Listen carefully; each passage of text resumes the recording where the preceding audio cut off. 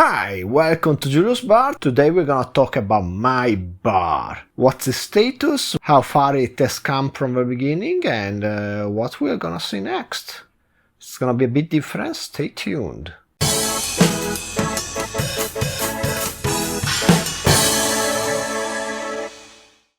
So here's the complete bar. I started by building the left side, then I went on to build the upper part, then I built a corner there behind the sofa, then I built that part with all the small bottles, and last but not least, the last addition to the bar was this corner with the new glasses. So let's get a bit closer and see how it was done. So here you can see a detail of the bar. It was built all with some cherry wood from Japan, some endemic variety, which I'm not quite sure about what's called, or if it's any available in other countries. It's pretty heavy and really solid. I attached everything here on the left side to this IKEA classic, really popular square shaped shelf-like stuff, and every shelf has a bar made of copper, and this insert here that stops the bar, it's some kind of mechanical part, which actually it's made of stainless steel, and it was probably the most expensive part of the bar. Anyway, that's what was matching this copper bar, so that's what I could find and that's what I bought. I painted everything with 1 or 2 layers of walnut color paint to give it a bit of this classy feeling. And every layer has some LEDs, which I bought really cheap from Amazon. They are some of those Chinese stuff which sadly already failed on me once, and I have to replace quite a few of them. They are connected to each other, each layer. By the way, this is a really cute glass I got from my parents. It was my grandpa's. I connected every layer to the next one with these connectors, which are the one you will use in guitar pedals to provide a power supply. And that's about it for the construction. Maybe we should feature this glass, and let me tell you right now the story of this glass. This glass, I found it in Italy this summer. My parents were about to throw it out, and I was like, why you will throw out such a cute one? Well, it's the last one of a set owned by your grandpa. My grandpa had the bar, and they were doing gathering for the pre-party for weddings. And that was one of the glasses they used, like, I don't know, 50, 60, 70 years ago, I don't know. It's really cute. Maybe, yeah, we should feature it in some video soon. Anyway, let me show you one more time around the bar, starting with this part, which is the oldest part. Here I have a mix of bottles. You can see, actually, this plantation is really nice, a bit sweet. The Da Quinta cachaça is also really nice. I didn't feature it in a video yet, but it's really expensive also. Kayama-san used it. I bet Kayama-san got it for free from the distributor. Anyway, then there is the Ron Prohibido, which is the really weird, sweet, really dark aged Mexican rum. Which is not as bad as you think still. I found a couple of uses for it, especially I used it in a sour, as I said, with lemon. Not a daiquiri, but a rum sour. Then we have this layer which has glasses, and I just show you. Then there is this layer which is probably the least featured on my channel because it's all pretty much Scotch whiskey, single malt Scotch whiskey, single grain, a couple of blended stuff, and just that this stuff don't quite work in cocktail as you would expect. I will use more sometime soon, maybe. And here, of course, we have Galliano and the weird mezcal that tastes like onions, which are those bottles that don't quite fit anywhere else. And then we go down to the secret compartment. This compartment features some of the least expensive stuff I have. It has all the vodkas, the syrups, the peach liqueur I don't like, all those things that I'm not really too eager to display to the world. Then let's go up above this compartment with the window. By the way, I built this out of some exposition glass. I made the frame myself. I made the handle myself with the same copper I use for the copper bars. And yeah, I think it's pretty cute. By the way, I had also to, if you can see here, I had to put some spacer between the bottom of this top layer of a bar, which by the way is a wall piece, and the IKEA, so as to have an easier time opening and closing this door, this window. But let's go on to our top layer. Here you can see the bourbon corner starting from the rise. There's also, of course, some stuff behind too. The balcones, which are delicious. Bookers, that was a present, a really nice present from a guest. Mellow corn, which I still have to feature. Then we have the Irish corner with redbreast Lustau, possibly even better than the normal redbreast. The green spot is not the best one. This one is aged in some red wine cask, and I don't think it quite lives up to the normal green spot. Then we have some Old Pulteney, which is also Scotch whiskey, but it couldn't fit anywhere else. Then we go on to a Japanese section, and in this Japanese section we have Ichiro's Malt, Yamazaki, which I never opened, Taketsuro, Yuichi, Fuji, which I really like. I made the dry manhattan with it. The Cheetah I also used, it's really sweet. Then some weird stuff. We have a single malt made of rice. We have some other, more like akin to aged and double distilled shochu than to anything else. Then we have rum, the rum agricole, really wild. Then we have the Domaine d'Espérance Armagnac. I went to my favorite liquor store and I ended up buying both these bottles, and the owner told me, these are really old, be careful with the corks because they're gonna break.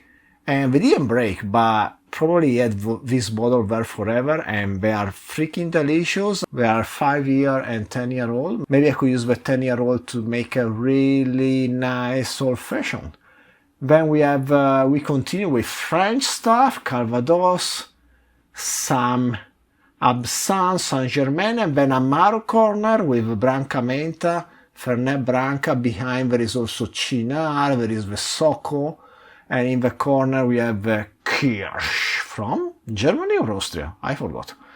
Then below that we have the latest section of our bar with some fancy glasses. Some of these we brought back directly from Italy because these Ritzenhoff glasses were not imported in Japan because they are for Aperol, and we don't have a spritz Aperol culture here in Japan. Then this is one of the newest corners, still filling it up. I have here some bitters, that really wild rum from Brazil, which I tend to appreciate more every time I have a sip of. And here we have the corner with all the stuff that wouldn't fit anywhere else. We have rums, the Diplomatico, really nice, Planas that I used a lot, Ungava wild gin from Canada, the Barcelo, which is really sweet one, but I don't use it very much, but I use it lately. The really nice Absinthe Pontelier. This is one of a few bottles I never opened. These are from near Okinawa. And they're making this series using the sugar cane from each of a single island. So a really good experiment in terroir. I don't know, I'm keeping it a bit as a collectible. Behind there should be another bottle similar. I got only 2 out of the 4 I think we made so far. They are really hard to find. No, anyway. Let's say it's collectible, but I'm not that much into collecting anyway. Here is my only grappa. I'm not that much into grappa despite being Italian, but this is aged in Madeira cask and it's really nice and sweet. Despite not having any sugar added, it's just sweet because it's nice. So I would say let's grab the Armagnac and let's grab maybe this Koval aged gin, which is also really nice, and let's make a couple of drinks before I leave you. So the recipe is gonna be really simple, but I'm gonna mix this old-fashioned Armagnac in a pretty fancy way. While I mix it, I'm gonna tell you more about Armagnac itself. So I'm gonna start in this wine glass with a spoon of cocktail, my favorite brown sugar from Okinawa. We don't need too much sugar. And then I'm gonna go with 1 single dash of orange bitters. These are from Scrappy. Because the Armagnac flavor is gonna be really delicate, we don't wanna mess with it too much, and we still wanna be able to appreciate some of the flavors it's gonna give us. Then we go with 1 dash of Perrier.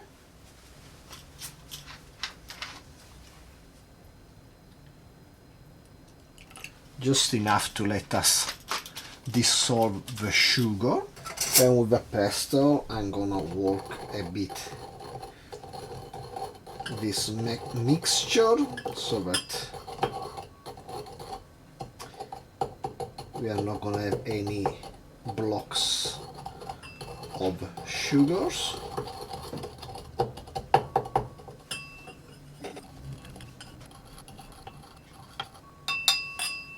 Okay, I think we did a good enough job. Then we add 60 milliliters of this Domaine d'Espérance Armagnac from the region of Basse-Armagnac, which is one of the 3 regions in the Armagnac production area in southwestern France.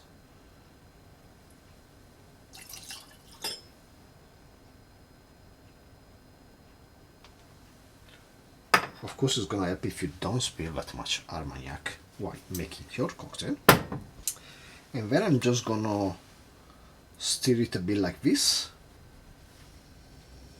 It smells amazing. So Armagnac is a brandy, always from France.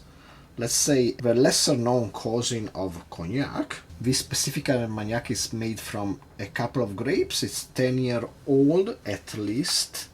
A mix of 4 different casks. In this case, Armagnac is single distilled, but it's column distilled to around 50 something ABV. And then I guess it's proofed down to 43% in this case. Nowadays the same Armagnac is sold at 40%, so this also shows that this bottle has a few years.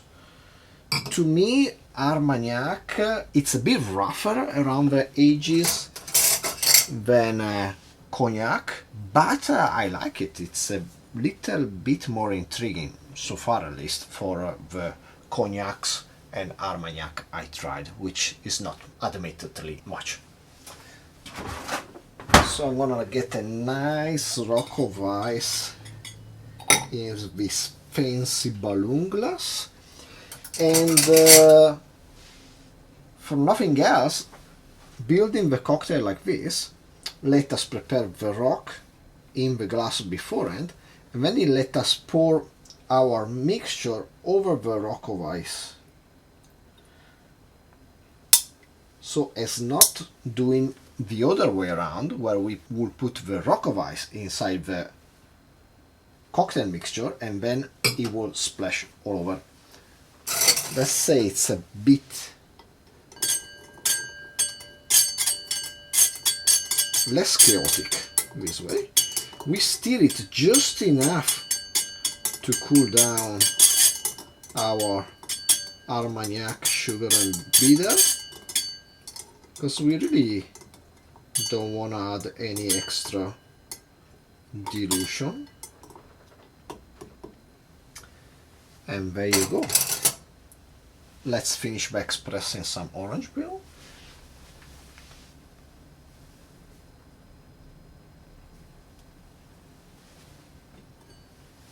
And there you go, a fancy Armagnac Old Fashioned. Cheers.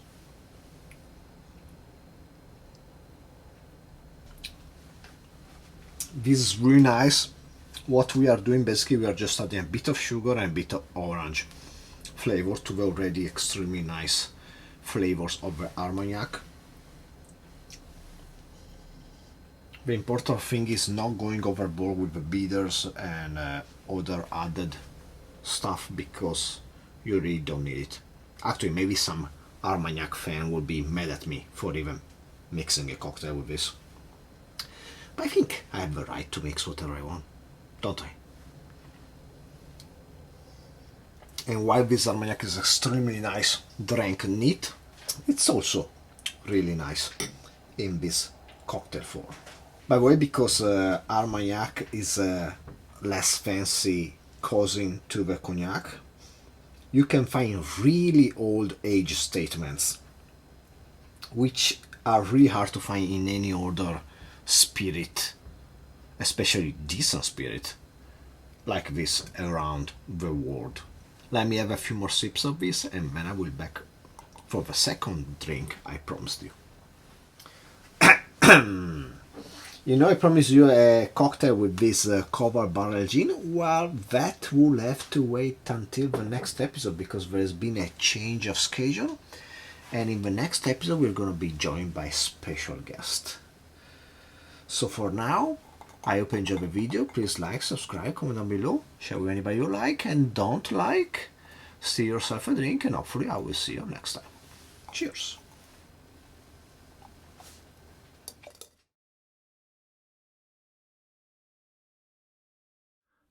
The IKEA furniture